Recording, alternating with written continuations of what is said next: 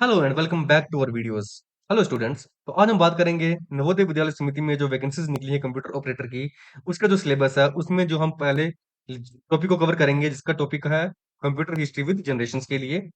तो बिना देरी करते हुए आज हम अपनी वीडियो की शुरुआत करेंगे और उम्मीद करेंगे कि आप हमारी वीडियोस को पसंद करते हैं और आगे शेयर करेंगे अपने दोस्तों के साथ। थैंक यू सो मच और हम अपनी वीडियोस को आगे फॉरवर्ड करते हैं। देखिए, पहले हम बात करेंगे कंप्यूटर की हिस्ट्री के लिए। कंप्यूटर का इतिहास क्या रहा है। पहले हम बात करेंगे द इंशंगो बोन। जो इंशंगो बोन थी, जो कि प्री हिस्टोरिक अफ्रीकन टूल था, जो पुराने ज़माने में एक अफ्रीका का टूल था, जिसका इस्तेमाल किया गया था काउंटिंग करने के लिए। ठीक है? पुराने ज़माने में इसका इस्तेमाल किया, हज़ारों साल पहले इसका इस्तेमाल किया गया था। फिर चाइनीज़ स्वानबर्न अबेकस, एक अबेकस है, उसका इस्तेमाल किया गया था अरिथमेटिक टास्क करने के लिए। ये भी हमें पुराने ज़माने में लेके चला जाता है। एंटी-काइथेरियन मैकेनिज़्म एक एनालॉग कंप्यूटर था, जो कि ग्रीस में हमें देखने को मिला था और इसका इस्तेमाल हमने एस्ट्रोनॉमिकल कैलकुलेशंस में किया था। Mechanical aids for calculations, calculation करने के लिए और मेजरमेंट करने के लिए इनको बनाया गया था, ताकि हमें पता चले कि एस्ट्रोनॉमिकल जो है कौन सा रास्ता लेंगे। नेविगेशन पर्पसेस के लिए इसका इस्तेमाल किया गया था पूरे इतिहास में। इसका ये एंटीक मैकेनिज्म का, इसके अंदर हमारी कैलकुलेशंस और मेजरमेंट लाई गई थी। फिर रोमन अबेकस जो था उसको डेवलप किया गया था बहुत सारे डिवाइसेस के अंदर, जो जिसका इस्तेमाल किया गया था बेबीलोनिया में। And has evolved over time, और आज तक इसकी इन्वेंशन यानी कि इसको डिस्कवर या कह सकते हैं हम उसकी जो है इन्वेंशंस होती रही हैं। यानी कि आज तक इसका आज तक ये चलता आ रहा है रोमन अबेकस। फिर काउंटिंग रोड्स एंड टैलिस्टिक्स, इसका इस्तेमाल भी किया गया था पुराने जमाने में काउंटिंग डिवाइस के अंदर, जो कि हमें एंशियंट सिविलाइजेशंस में लेके जाता है, जो कि इसका इस्तेमाल करते थे काउंटिंग रोड्स और टैलिस्टिक्स का काउंटिंग करने के लिए, गिनती गणना करने के लिए। फिर planisphere and astrolabe were important astronomical tools. ये दो जो थे, प्लेनिस्फेयर और एस्ट्रोबल, ये भी दो बहुत ही खा इंपॉर्टेंट जो थे एस्ट्रोनॉमिकल टूल्स थे, जिनका इन्वेंट किया गया था एंशियंट टाइम पुराने जमाने में, फॉर नेविगेशन और कैलकुलेशंस, रास्ता दिखाने के लिए और कैलकुलेशंस करने के लिए। पहले हमने पढ़ा था कौन सा, जो थे एंटी कैथेरियन मैकेनिज्म और प्लेनिस्फेयर एस्ट्रोबल, ये भी क्या थे, हमारे दो टूल्स थे। फिर देखिए नेक्स्ट आगे, जनरेशंस ऑफ कंप्यूटर। कंप्यूटर की जनरेशंस क्या क्या थी। देखिए क्या क्या थी, first generation, second generation, third generation, fourth generation, fifth generation, पांच तरह की जनरेशन आज तक हमारे पास देखने को मिली है कंप्यूटर्स के अंदर। पहली जो थी 1940 से 1950 में चली, उसमें वैक्यूम ट्यूब का इस्तेमाल किया गया था। सेकंड जो थी 1950 से 1960 तक चली, जिसमें ट्रांजिस्टर यूज किया गया था। फिर 1960 से 1970 तक थर्ड जनरेशन, जिसमें आईसी का यूज किया गया था, यानी कि इंटीग्रेटेड सर्किट्स का। फोर्थ जनरेशन में जो 1970 से आज तक चलती आ रही है, और इनके अंदर हमारे माइक्रो प्रोसेसर यूज किए गए थे। सॉरी, फिफ्थ जनरेशन में जो आज भी है और आगे आने वाला फ्यूचर भी है, और जिनको हम क्या कहते हैं, आर्टिफिशियल इंटेलिजेंस पे, यानी कि एआई, रोबोट्स। ठीक है, अब धीरे धीरे इनको हम आस्ता आस्ता पढ़ेंगे इनके बारे में। देखिए, पहले हम चलते हैं फर्स्ट जनरेशन कंप्यूटर्स के ऊपर। जो पहले जनरेशन कंप्यूटर्स थे, जिनको डेवलप किया गया था 1946 से 1959 के बीच में, and were large and limited to basic calculation, और बहुत बड़े बड़े थे और इनमें सिर्फ छोटी सी थोड़ी बहुत कैलकुलेशन ही की जाती थी, लिमिटेड कैलकुलेशन की जाती थी। These computers were consist of large devices, इनके अंदर बहुत बड़े डिवाइसेस होते थे, जैसे कि वैक्यूम ट्यूब्स और and use machine language known as IGL, first generation language. इनमें मशीन लैंग्वेज जैसे कि बाइनरी लैंग्वेज होगी, यानी कि जीरो और वन, उनका इस्तेमाल किया जाता था, और इनको बोला जाता है first generation language. Input method, जिनके अंदर क्या है, इनपुट करने के लिए, जो कैलकुलेशन करने के लिए जो हम भेजते थे, उसमें इस्तेमाल होते थे punch cards, paper tape, magnetic tape, ताकि हम डेटा को एंटर करा सके। इनकी एग्जांपल्स क्या क्या हैं, जिसमें ENIAC, एडवैक, UNIVAC, IBM 701 and IBM 650, इस तरह की एग्जांपल्स फर्स्ट जनरेशन के अंदर हमें देखने को मिली थी। फिर these computers were very unreliable, बहुत अनकंफर्टेबल थे, फ्रीक्वेंटली ओवरहीटिंग, बहुत ज्यादा क्या करते थे, हीट प्रोड्यूस करते थे, एंड शटिंग डाउन, कई बार तो ये बंद भी हो जाते थे, and could only perform basic calculations, और कुछ ही कैलकुलेशन से कर पाते थे। इस इन लिमिटेशंस के बावजूद भी first generation computers were paved the way for the technological advancement we have today. जो आज की हमें एडवांसमेंट देखने को मिलती है कंप्यूटर्स के अंदर, लेकिन ये हमें कब देखने को मिली थी, फर्स्ट जनरेशन के बाद ही हमें देखने को मिल रही है। अगर ये कंप्यूटर फर्स्ट जनरेशन में नहीं बनाए गए होते हैं, तो आज हमारे पास जो टेक्निकल एडवांसमेंट है वो हमें देखने को नहीं मिलती। तो इस तरह के कंप्यूटर आपके सामने दिख रहे हैं, ये बहुत बड़े कंप्यूटर पूरा एक रूम घेर लेते थे, और इनके अंदर हमारे क्या यूज होते थे, vacuum tubes. In vacuum tubes का इस्तेमाल किया गया था इनके अंदर। फिर बात करते हैं हम सेकंड जनरेशन कंप्यूटर के बारे में। देखिए, सेकंड जनरेशन कंप्यूटर जो थे, उनमें ट्रांजिस्टर का यूज किया गया था, किसके बजाय, वैक्यूम ट्यूब्स के बजाय, लीडिंग टू स्मॉलर साइज, ये छोटे छोटे साइज के होते थे, लोअर पावर कंजम्पशन, बहुत कम पावर का इस्तेमाल करते थे, यानी कि इलेक्ट्रिसिटी कंज्यूम कम होती थी, एंड लेस हीट जनरेशन, और बहुत कम ही हीट को जनरेट करते थे।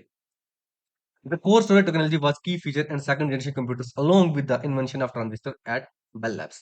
फर्स्ट फर्स्ट टाइम जो ट्रांजिस्टर जो थे, जिनका इन्वेंशन हुआ था कहाँ पर, बेल लैब्स के अंदर। बहुत इंपॉर्टेंट क्वेश्चन। बेल लैब के अंदर जिनका जहाँ पे इन्वेंशन हुई थी ट्रांजिस्टर की, उनने सेकंड जनरेशन कंप्यूटर में बहुत बड़ा एक रोल अदा किया है। Transistors allowed for faster and more powerful computing. Transistor जो थे वो परमिशन देते थे ताकि बहुत तेजी से और बहुत ही पावरफुल कंप्यूटिंग की जाए, enabling the development of the central processing unit. इसी की वजह से हमारे पास सीपीयू की इन्वेंशन होती है और मेमोरी की इन्वेंशन जो है हमें देखने को मिली थी। प्रोग्रामिंग लैंग्वेज जैसे कि Fortran, formula translation, ALGOL, algorithm and COBOL emerge during this area. इस एरिया में हमें ये देखने को मिली थी, making programming task simpler for users. इसने क्या किया था, प्रोग्रामिंग टास्क को बहुत आसान बना दिया था यूजर्स के लिए, जो भी इस्तेमाल कर रहे थे कंप्यूटर्स को।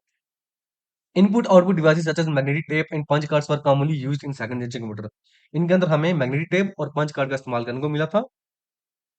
इसके एग्जांपल्स क्या क्या हैं, PDP-8, IBM 1400 series, IBM 7090 and 7094। इस तरह की हमें एग्जांपल देखने को मिलती हैं कहां पर, सेकंड जनरेशन कंप्यूटर्स के अंदर। जो shift to transistors and new programming language marked a significant advancement in computer technology during the second generation। दूसरी जनरेशन में हमें जो ट्रांजिस्टर की शिफ्टिंग देखने को मिलती है और नई प्रोग्रामिंग लैंग्वेज देखने को मिलती है, इन्होंने बहुत बड़ा रोल अदा किया है आगे आने वाली जनरेशन के अंदर। देखिए इस तरह से दिखता था हमारा क्या, देखिए यहाँ से कलेक्ट होता था डेटा, फिर यहाँ पे बेस होता था और यहाँ पे हमारे पास एमीटर का यूज किया गया था। इस तरह से हमारे पास डेटा जो था वो क्या होता था, यहाँ पे स्टोर होता था। देखिए नेक्स्ट हमारे पास थर्ड जनरेशन कंप्यूटर्स। देखिए थर्ड जनरेशन कंप्यूटर्स जो थे वो ने क्या किया, वहां पे हम शिफ्ट हो गए किस पर, इंटीग्रेटेड सर्किट्स यानी आईसी पर विद ट्रांजिस्टर्स। ट्रांजिस्टर का भी इस्तेमाल किया गया था इनके अंदर, प्लेस्ड ऑन सिलिकॉन चिप्स, जिनको कहां पर रखा गया था, सिलिकॉन की चिप्स के ऊपर, फॉर इंक्रीज्ड एफिशिएंसी, ताकि हम इनको आसानी से यूज कर सकें। The main feature of third generation computers was speed and reliability thanks to the use of integrated circuit। I integrated circuit की वजह से हमें यहाँ पर कंप्यूटर्स के अंदर स्पीड और रिलायबिलिटी देखने को मिलती है, यानी कि बहुत तेजी से कैलकुलेशन हो रही थी इनके अंदर। Operating systems were introduce to handle multiple job simultaneously. एक साथ साइमल्टेनियसली मतलब एक साथ हम बहुत सारे काम जो थे कंप्यूटर के अंदर करना स्टार्ट कर गए थे यहाँ पर, enhancing the efficiency of the machines. इससे हमारे पास मशीन्स की हमें एफिशिएंसी भी देखने को मिलती है जो बढ़ गई थी यहाँ पर। IC replaced many transistors used in second generations. IC ने बहुत सारे ट्रांजिस्टर को रिप्लेस कर दिया था जो कि सेकंड जनरेशन में यूज होते थे, लीडिंग टू इंप्रूव्ड परफॉर्मेंस। इसने क्या किया, परफॉर्मेंस को भी इंप्रूव किया। A single integrated circuit contained many components on the thin slice of silicon। वो एक सिर्फ सिंगल आईसी का जो हम इस्तेमाल करते हैं, वो एक छोटी सी पतली सी सिलिकॉन स्लाइस की चिप के ऊपर पड़ी होती थी, reducing size and increasing efficiency. इसने क्या किया, उसका साइज भी डिक्रीज किया और एफिशिएंसी को भी इंक्रीज किया। हायर लेवल लैंग्वेजेस जैसे कि basic became common during the third generation computers. तीसरी जनरेशन में जो बेसिक लैंग्वेज थी वो बहुत कॉमन हो गई थी और इसको हायर लेवल लैंग्वेज का दर्जा भी दिया गया था। Third generation computers such as IBM 360 PDP second utilize large magnetic core memory and high level language। यहाँ पर हमें बहुत बड़ी बड़ी मैग्नेटिक कोर मेमोरी हमें देखने को मिली और हाई लेवल लैंग्वेजेस का इस्तेमाल देखने को मिलता है यहाँ पर। देखिए इस तरह से दिखती थी ये आईसीज, आईसी हमारे इस तरह के दिखते थे जो आज भी यूज हो रहे हैं। अब नेक्स्ट बात करते हैं हम फोर्थ जनरेशन कंप्यूटर के बारे में। देखिए 1971 में the first microprocessor were introduced. पहली बार माइक्रो प्रोसेसर को लाया गया, revolutionising the world of technology with LSI circuits on one chip. एक ही चिप के ऊपर हमें लार्ज स्केल इंटीग्रेशन, एलएसआई का मतलब होता है लार्ज स्केल इंटीग्रेशन का हमें देखने को यहाँ पे मिला। रिवोल्यूशन, क्रांतिकारी ला दी इसने दुनिया के अंदर। माइक्रो कंप्यूटर्स इमर्ज, बहुत छोटे-छोटे कंप्यूटर आने लगे जैसे कि लैपटॉप हो गए, ठीक है? पीसीज़ जो बड़े-बड़े थोड़े देखने को मिलते थे आपके घर में, टीवी की तरह पुराने टीवी जैसे होते थे वैसे देखने को मिले। ऑफरिंग स्मॉलर साइज़ेज़, इन्होंने क्या किया, छोटे-छोटे साइज़ को ऑफर किया एंड लार्जर कैपेसिटीज़, और बहुत बड़ी मेमोरीज़ को इसके अंदर डाला ताकि हम बहुत सारे डेटा को हम स्टोर कर सकें, leading to the development of VLSI. इसकी वजह से हमारे पास क्या है, वेरी लार्ज स्केल इंटीग्रेशन का, इसके सर्किट्स का इस्तेमाल किया गया। Intel 400 chip developed in 1971। पहली बार इंटेल 4004 चिप का इन्वेंशन हुई। Integrated all components of all computer of a computer on to one chip. इसने क्या किया, सभी कंप्यूटर के जितने भी कंपोनेंट्स थे उनको एक चिप के साथ जोड़ दिया। यानी कि इंटेल एक ऐसी चिप थी जिसने जितने भी कंप्यूटर्स थे के अंदर जो भी पार्ट्स यूज होते थे, जैसे सीपीयू हो गया, मेमोरीज होगी या हार्ड ड्राइव होगी, उन सबको एक ही चिप के ऊपर आके लगा दिया। VLSI technology placed hundred of thousand of transistors on a single silicon chip. बोला VLSI टेक्नोलॉजी ने क्या किया, हजारों, सौ नहीं हजारों की तादाद में क्या किया, ट्रांजिस्टर्स को एक ही सिंगल सिलिकॉन चिप के ऊपर आके लगा दिया, क्रिएटिंग द माइक्रो प्रोसेसर। इसी से हमारा क्या बनता है, माइक्रो प्रोसेसर बनता है। Fourth generation computers featured VLSI and microprocessor, semiconductors, memory and various input output devices। और चौथी जनरेशन की कंप्यूटर्स में हमें VLSI देखने को मिला और माइक्रो प्रोसेसर देखने को मिले, जो कि क्या होते थे, सेमीकंडक्टर मेमोरी जिनसे जुड़ी जुड़ी होती थी, और बहुत सारे इनपुट आउटपुट डिवाइसेस का के साथ से जुड़ा होता था कौन, VLSI। देखो, technologies like micro processing, time sharing and virtual memory made computers more user friendly and efficient. बोला इस फोर्थ जनरेशन में हमें क्या क्या देखने को मिलता है, जैसे मल्टी प्रोसेसिंग, यानी कि एक टाइम पे बहुत सारे काम होने, टाइम शेयरिंग, हमारे टाइम को क्या करना, बचाना, एंड वर्चुअल मेमोरी का भी इस्तेमाल किया गया था कहाँ पर, कंप्यूटर्स के अंदर, जिसने क्या किया, यूजर्स को फ्रेंडली इन्वायरमेंट दिया, और एफिशिएंट टाइमिंग भी हमें यहाँ पे देखने को मिलती है। देखिए एग्जांपल क्या की थी इसकी, जैसे आईबीएम पीसी हो गया, स्टार 1000 हो गया, Apple second and Apple Macintosh among others. अब यह याद रखना, एप्पल कौन सी जनरेशन का कंप्यूटर है, वो हमारी फोर्थ जनरेशन कंप्यूटर का, फोर्थ जनरेशन कंप्यूटर्स के अंदर देखने को मिला था। देखिए इस तरह से दिखती है हमारी सिलिकॉन चिप्स, ठीक है। और इसी चिप के ऊपर हमारे साथ क्या होते हैं, बहुत सारे जो जितने भी पार्ट्स हैं, डिफरेंट पार्ट्स है कंप्यूटर के, वो सब क्या होते हैं इसके साथ कनेक्टेड होते हैं। लास्ट हम बात करेंगे फिफ्थ जनरेशन कंप्यूटर्स की, जिसको आज के जमाने में क्या बोला जाता है, एआई का जमाना। देखिए फिफ्थ जनरेशन कंप्यूटर क्या किया करते हैं, एआई टेक्नोलॉजी को लाते हैं, जो कि अलो करते हैं mimic human behaviour in various task. बहुत सारे टास्क के अंदर हमें ह्यूमन का बिहेवियर भी देखने को मिलता है, जैसे कि रोबोट्स हो गया, आपने देखेंगे रोबोट्स किस तरह से बिहेव कर रहे हैं, जैसे क्या हम करते हैं। AI is commonly found in voice recognition, ये हमें कहाँ का देखने को मिलता है, वॉइस को पहचानने के लिए, मेडिसिन में, एंटरटेनमेंट में और गेमिंग में, where computer can outperform humans, ठीक है। These computers boast the highest speed, smallest size and expanded areas of use compared to previous generation। जो पहले की जनरेशन से उनके मुकाबले में ये क्या कर रहा था, हाई स्पीड लाता है, छोटे छोटे साइज लाता है, कंप्यूटर के बहुत छोटे साइज आपको देखने को मिल रहे होंगे अभी इस टाइम, आज की जनरेशन में। एंड एक्सपेंडेड एरियाज, और बहुत सारे एरिया जो है वो कर देते हैं, क्या करते हैं, of use compare to previous generation.